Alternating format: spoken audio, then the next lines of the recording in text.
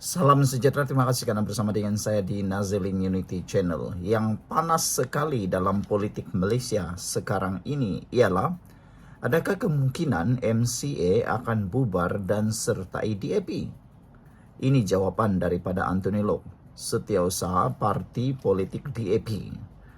Anthony Loke kata, tiada kemungkinan MCA sertai DAP. Itulah jawapan kepada spekulasi yang sedang bertiup kencang sekarang. Lagi pula, apakah kepentingannya MCA menyertai DAP? Tidak ada apa-apa kepentingan. Bahkan dapat diketahui MCA jauh lebih lemah berbanding DAP. DAP ialah peneraju kepada parti pelbagai kaum yang ada di Malaysia, berbanding dengan MCA yang kini dilihat semakin hari semakin malap dan sedang berjuang untuk mencari kedudukan semula. Sebelum kita teruskan ulasan kali ini, jangan lupa siapa ada masalah kencing manis, gout dan tinggi darah, sila tekan butang produk yang ada dalam video ini. Produk yang saya kongsikan itu adalah produk halal, lulus JKKM dan telah pun menunjukkan berkesan kepada ramai orang. Ramai sudah yang membeli dan menerima testimoni yang sangat baik. Bagi anda yang ada masalah kencing manis dan gout dan tinggi darah, jangan lupa beli segera selagi stoknya masih ada karena sangat murah, dijamin berkesan. Tiada kemungkinan MCA sertai DAP, kata Loke. Setiausaha Agung DAP Anthony Loke hari ini menafikan sebarang kemungkinan parti itu akan bergabung atau menerima MCA menjadi sebahagian daripadanya. Menurut Anthony Loke, apa yang dinyatakan oleh ahli Parlimen Kampar Chong Zimen sebelum ini adalah hanyalah pandangan peribadinya, bukan pendirian rasmi parti. Itu hanyalah pandangan peribadi ahli Parlimen terbabi, bukan pendirian parti. Malah perkara itu tidak pernah dibincangkan, kata Anthony Loke lagi. Jadi saya tidak merasakan ada kemungkinan perkara itu berlaku, katanya.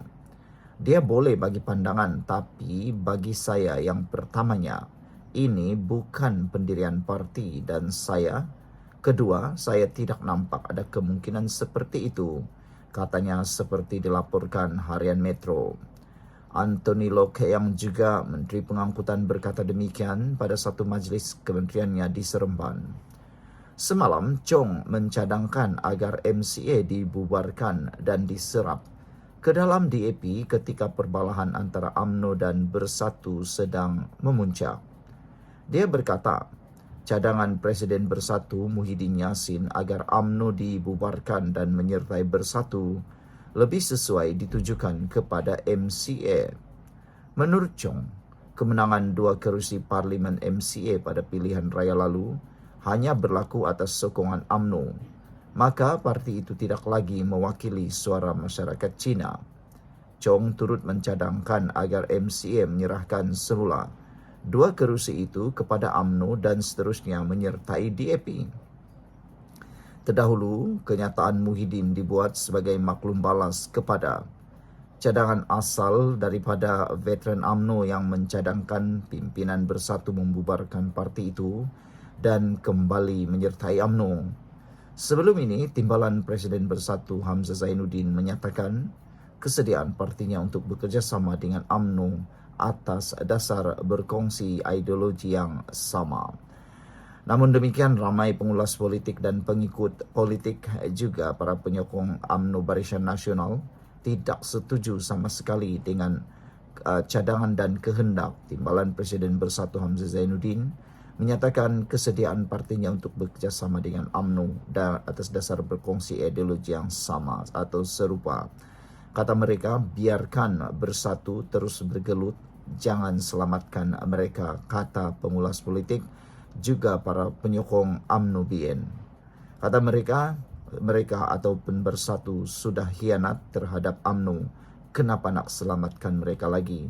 Sebenarnya Timbalan Presiden Bersatu menyatakan kesediaan partinya bekerjasama dengan UMNO bukan sekadar kerana dasar berkongsi ideologi yang sama atau serupa, tetapi lebih kepada mahu menyelamatkan parti bersatu semata-mata. Sekian dulu untuk kali ini, jangan lupa tinggalkan komen. Salam sejahtera, terima kasih karena bersama dengan saya di Nazilin Unity Channel. Wow, ini luar biasa. Sekali lagi SPRM membuat Malaysia gempar.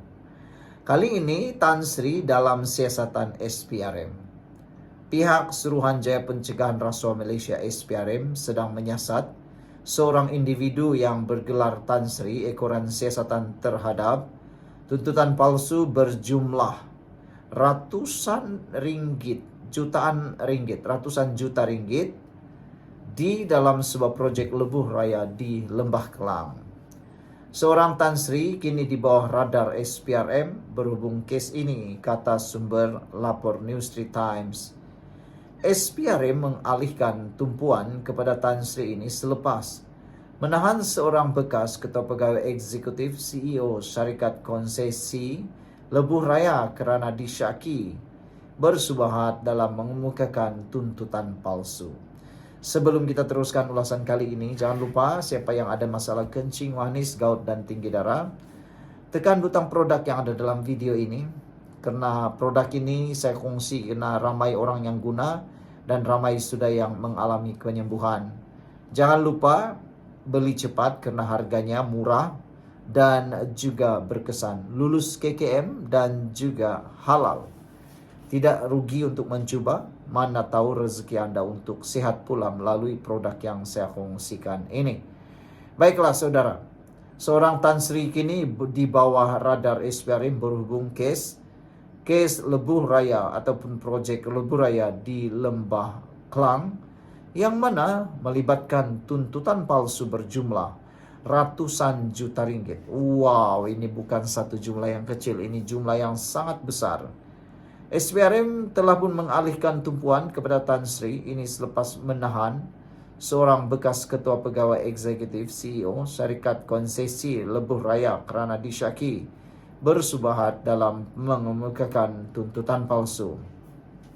Suspek yang dalam lingkungan umur 40-an tersebut ditahan pada malam Jumaat selepas memberikan keterangan di Ibu Pejabat SPRM di Putrajaya. Dia ditahan reman selama 3 hari. Menurut satu lagi sumber, bekas CEO ini dipercayai memalsukan dokumen untuk menuntut 360 juta ringgit dalam bentuk dana sukuk yang berkait dengan projek lebuh raya bernilai 1,3 bilion ringgit. Pada awal minggu ini, 4 orang termasuk seorang Datuk Seri telah dibebaskan atas jaminan. 4 orang tersebut termasuk seorang wanita ditahan untuk kesalahan yang dilakukan di antara 2016 dan 2017. Kemarin juga kita dikejutkan dengan tindakan ahli Parlimen PAS memperlekeh lawatan Menteri KPKT ke Flat Uzur. Menganggapnya pula macam lawatan sekolah. Macam-macam lah mereka ni. Semuanya benda dia pergi perlekeh. Pembangkang membuat pendirian tidak ikut serta dalam lawatan Menteri Perumahan dan Kerajaan Tempatan Ngakor Ming ke Flat Usang di sekitar Ibu Negara Baru ini kerana menganggap lawatan itu hanya helah politik. Ketua Pemuda PAS Afnan Hamimi Taib Azamuddin berkata lawatan yang dibuat menteri itu seperti lawatan pelajar sekolah dan tidak harus disamakan dengan ahli parlimen. Memang jemputan itu diberikan kepada semua ahli parlimen.